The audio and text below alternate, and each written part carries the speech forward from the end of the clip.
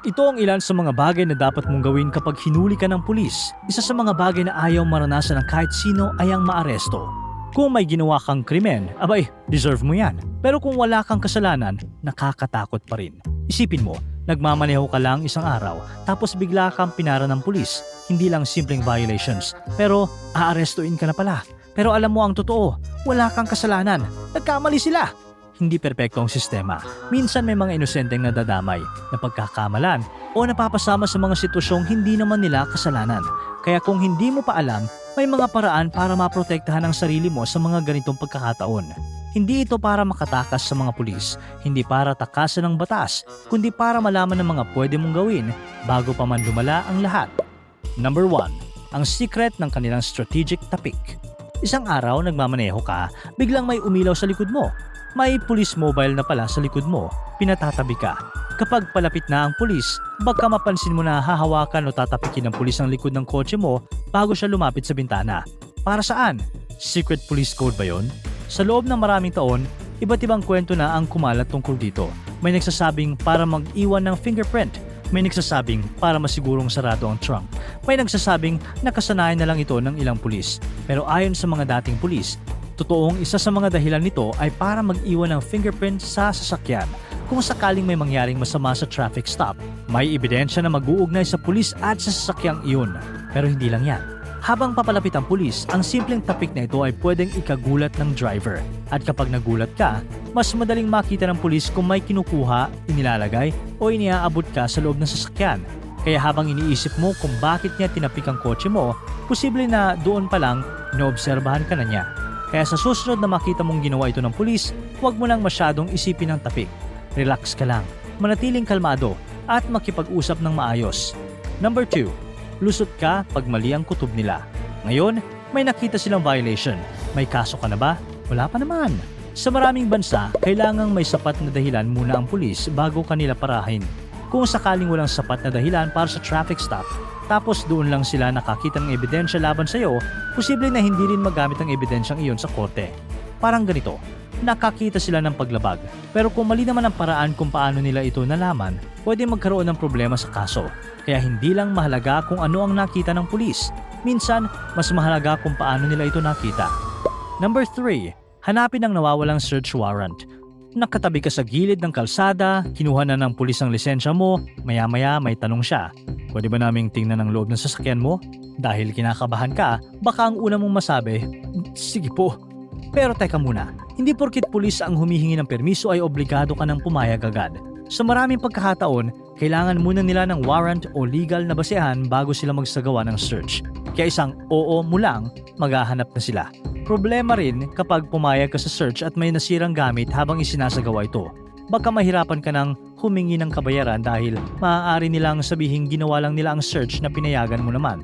Kaya bago ka agad umuo dahil sa kaba o pressure, siguraduhin mo munang alam mo kung ano talaga ang pinapayagan mo. Pero huwag mo ring isipin na sa lahat ng pagkakataon ay kailangan muna nilang humingi ng permiso. May mga sitwasyon din na pinapayagan ng batas ang search kahit walang warrant. Halimbawa, kung may nakita silang ebidensya na lantad at kitang-kita, o kung may legal silang dahilan para magsagawa ng search, pwede pa rin itong payagan ng batas. Number 4.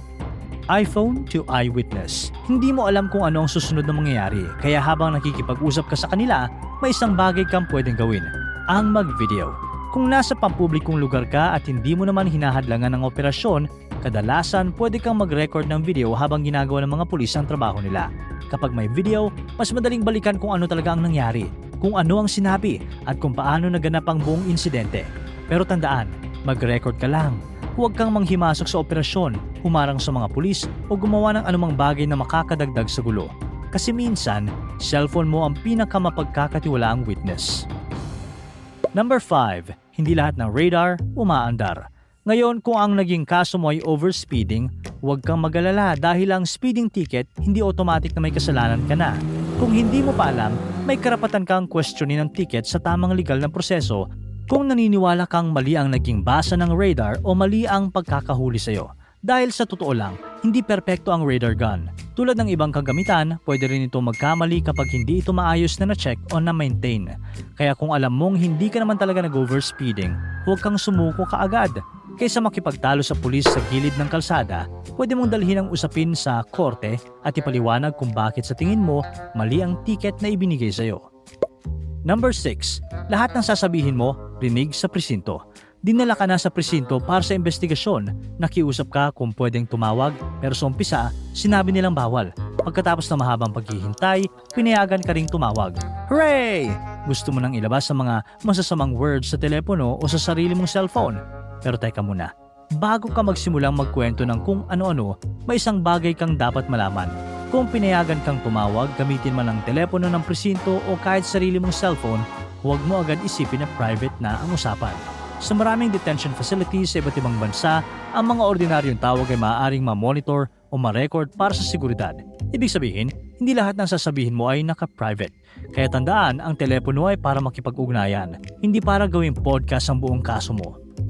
Number 7. Sa presinto may batas. Pwedeng lumabas. Nasa presinto ka pa rin. Lumipas ang ilang minuto, hanggang isang oras, hanggang magdamag. Wala pa rin nangyayari. Dinededma ka na ba nila? Bago ka maubusan ng oras sa kakahintay, tanungin mo muna kung pwede ka na bang umalis. Maraming tao ang nananatili lang at naghihintay dahil akala nila kailangan pa nilang magstay sa presinto. Pero ang totoo, kung hindi ka naman inaresto at wala rin silang dahilan para pigilan ka, baka pwede ka na palang umuwi. Ang mga pulis kasi minsan, kumukuha pa ng impormasyon, nagsusulat ng report o nagsasagawa ng investigasyon. Kaya hindi laging malinaw sa isang tao kung kailangan pa ba niyang magstay o hindi. Tandaan, mas mabuting magtanong kaysa mag-assume. Number 8. Police car, ton. Nagmamaneho ka na naman sa highway. Bigla mong nakita ang tila patrol car sa malayo. Bumagal ka mula 100 km per hour hanggang 60. Naging huwarang mamamayan ka. Maganda yun. Pero paglapit mo, karton lang pala. Police karton. Sa ilang lugar, gumagamit sila ng mga karton na pulis, pekeng patrol car o iba pang panakot para pabagalin ng mga motorista. At ang maganda rito, effective ito kasi minsan hindi naman talaga kailangan ng pulis para pabagalin ka. Kailangan mo lang isipin na may pulis.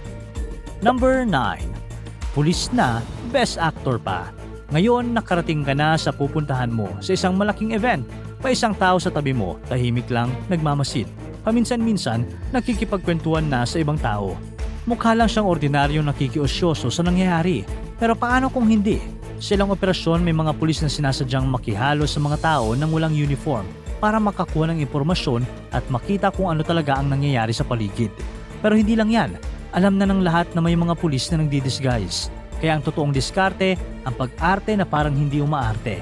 Ika nga, no acting. Kumbaga, may pagka-best actor at best actress din sila. Habang mas natural silang kumikilos, mas madali silang hindi mapansin. Habang mas mukhang wala silang pakialam, mas nakikita nila kung paano talaga kumilos sa mga tao kapag wala silang kaalam-alam na may pulis. Halimbawa, noong 2020 sa isang protesta sa New York, may mga plainclothes officer na nakihalo sa mga tao at nagmukhang ordinaryong mga kalahok lang. Pero kalaunan, napansin silang may magkakaparehong armband at doon sila nabuking. Dito, nagkakamali ang ilang mga pulis. Kapag masyadong halata ang disguise, mas madaling mabuking. Kaya sa maraming operasyon, mas gusto ng mga pulis na magmukhang pinaka-normal na tao sa paligid. Dahil minsan, ang pinakamahirap mapansin ay ang taong hindi mo pinapansin. Magkakaiba man ang batas sa bawat bansa, tandaan, ang kaalaman sa iyong mga karapatan ay isa sa pinakamabisa mong proteksyon. Para tuloy-tuloy ang saya at kwentuhan, huwag kalimutan mag-subscribe sa Bubbly YouTube channel at pindutin ang notification bell.